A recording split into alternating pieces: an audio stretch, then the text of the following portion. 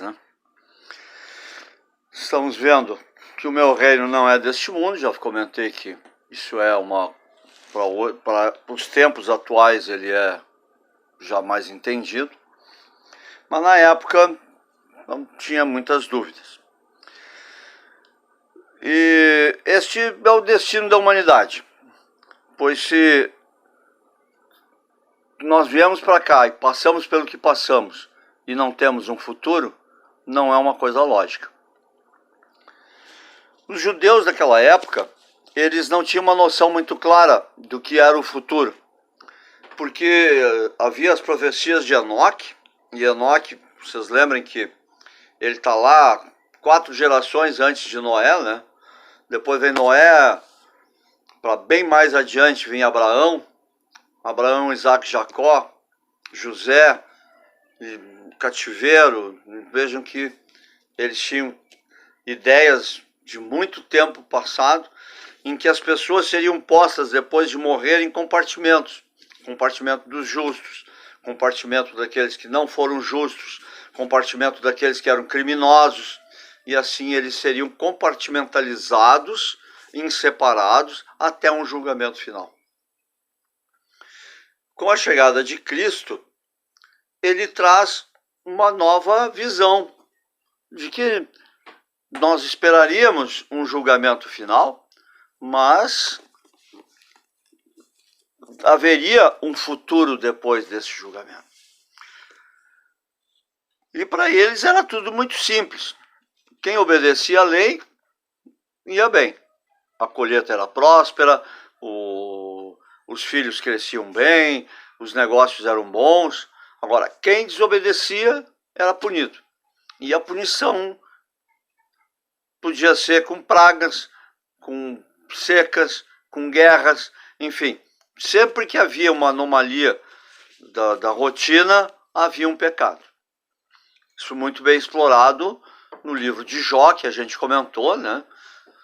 Que Jó sabia que não tinha pecado, que ele estava ali por outro assunto. Não era por ter pecado.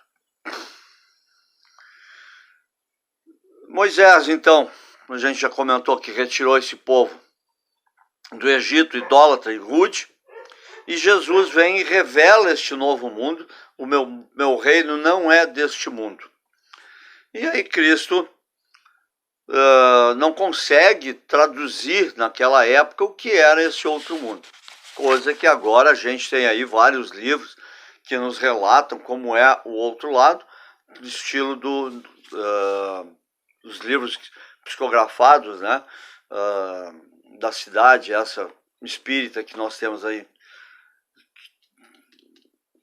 acima de nós, o nosso lar, isso. Custei para achar o nome, eu estava pensando em uma outra coisa. Bom, o Espiritismo, então, com essas ideias de nosso lar e como nós vamos nos comportar no outro, na desencarnação, e vamos reencarnar, e já falamos que nós reencarnamos na 3ª e na 4ª geração nossa para expiar os pecados nossos e não os nossos filhos. Neste capítulo eles têm, deixa eu ver aqui, olha, é uma página inteira, começa na 554 e avança pela 555, da necessidade deles explicarem por que Cristo tem realeza, né? Eles passam muito tempo que os reis da terra são efêmeros, então a gente só sabe o nome deles, se foram bons, se foram maus, mas Cristo não. Cristo a gente sabe sempre. E ele sempre teria uma realeza. Ele sempre será um rei. Mas por que a figura de rei, né? Primeiro porque desde a época de antes de Cristo, os governos todos eram comandados por reis. Então, a comparação de Cristo não poderia ser outra. Ele não poderia ser com a República de Platão, com a democracia, não é a República, com o sistema democrático de Platão, porque aquilo era uma coisa teórica de Platão. Então,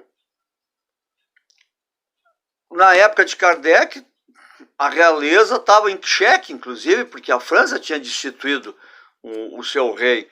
As monarquias europeias estavam derrubando seus reis déspotas para colocar uns reis mais menos violentos, né? E trabalhando mais em prol do seu povo.